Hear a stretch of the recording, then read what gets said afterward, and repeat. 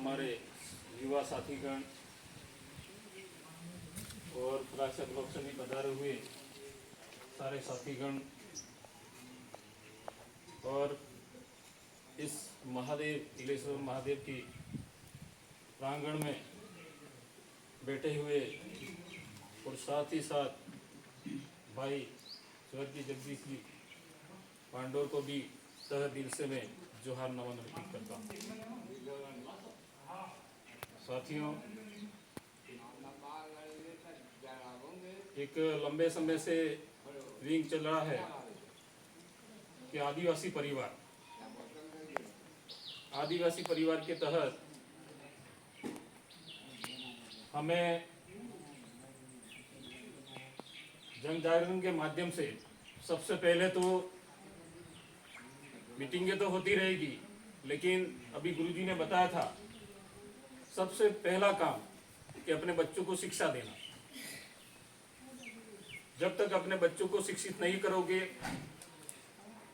तब तक कहीं पर भी आगे आप नहीं जा सकते हो। भले मजदूरी करने जाओगे, भले खेती करोगे, भले नौकरी करोगे या व्यापार करोगे, तो इस शिक्षा तो हर जगह जरूरी है।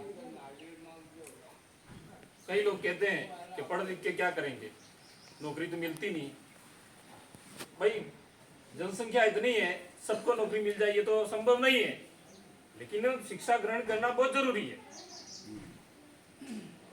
अगर बच्चा पढ़ा लिखा ही नहीं होगा, कहीं मजदूरी पे जाएगा, तो हिसाब कैसे करेगा मैंने कितने दिन काम किया।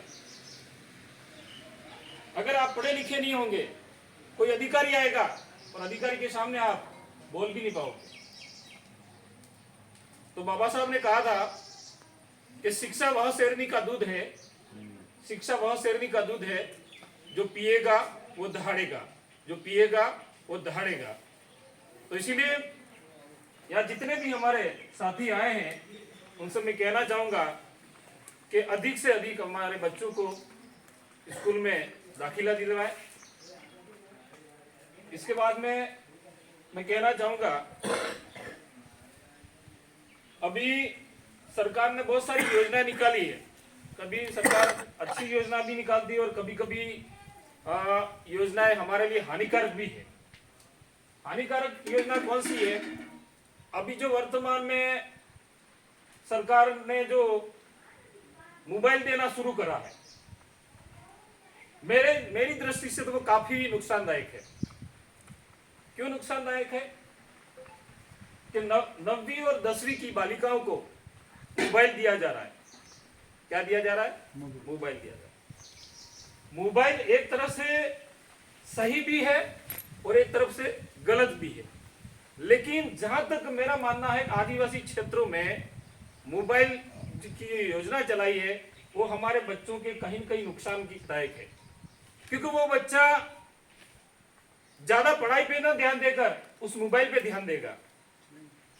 तो सरकार से मैं तो ये कहना चाह रहा था कि सरकार से अभी मैं दरख्वास्त करता हूं कि मोबाइल की योजना बंद करें और एक ऐसी चीज देवे कि आगे जाके बच्चा कोई व्यापार संबंधी काम कर सके या फिर रोजगार संबंधी कोई काम कर सके।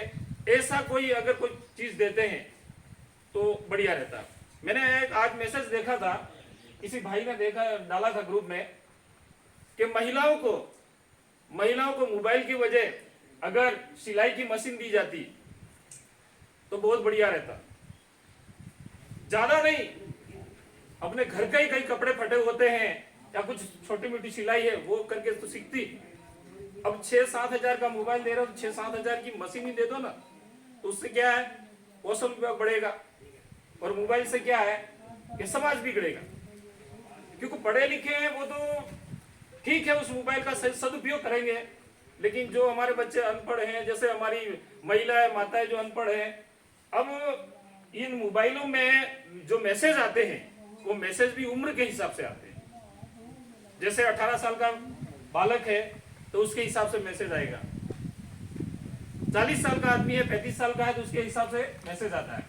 तो मैसेज कई प्रकार के खराब मैसेज भी आते हैं। तो फिर वो धीरे धीरे उस मोबाइल से वो व्यक्ति क्या है, पूरी इतिहास सीखेगा। आप समझ सकते हैं मैं क्या कहना चाह रहा हूँ। बहुत सारी गंदी चीजें भी आती है उसमें। इसलिए सरकार कोई भी रही हो, फायदे का काम भी किया है और साथ ही साथ ज्यादातर आदिवासी समाज को नीचे दिखाने के लिए, यानी कि आदिवासी समाज को खत्म करने के लिए कहीं न कहीं गलत योजना भी निकाली। इसकी जगह अगर आप कहीं अच्छा पाठ्यक्रम दे देते बच्चों को, 6,000 का मोबाइल दे रहे हो बालिकाओं को, तो बालिकाओं के लिए आप पेन, पुस्तक, किताबें, एडमिशन फीस और कपड़े देते, तो कहीं न कहीं वो विद्यार्थी पढ़ लिख के आगे बढ़ता। मोबाइल देके आप उनको और भी खाई में डाल दे। तो आदिवासी परिवार ने हमने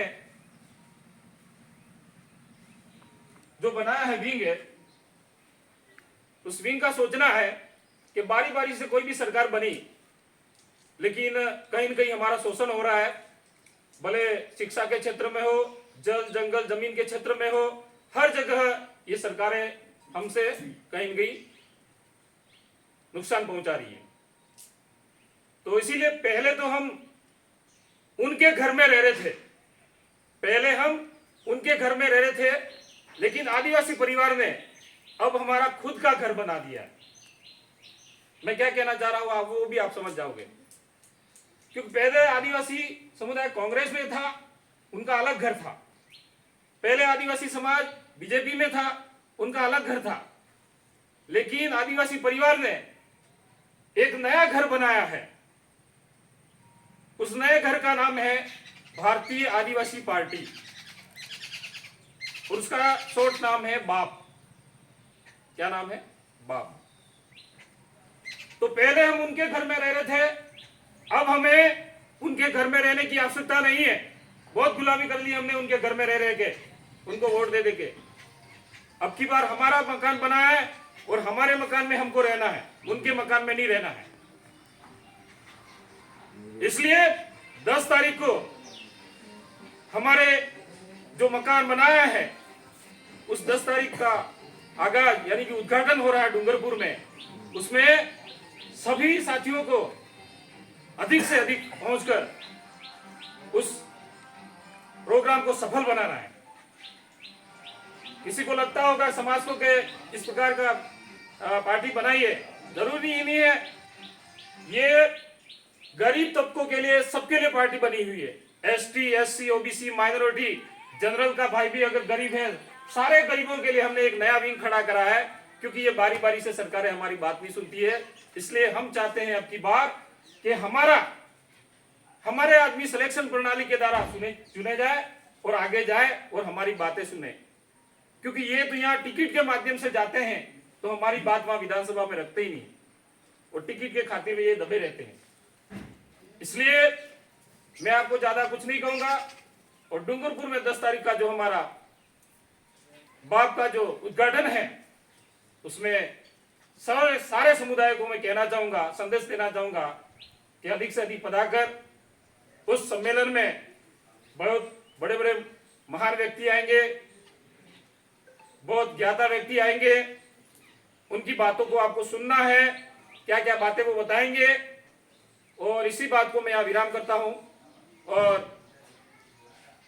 बिलेश्वर महादेव को और राणा पूंजा भील और मन्नारे जगदीश भाई पांडोर और मेरे पूर्वजों को तहे दिल से जोहार नमन, और साथ ही साथ भील प्रदेश को भी जोहार नमन।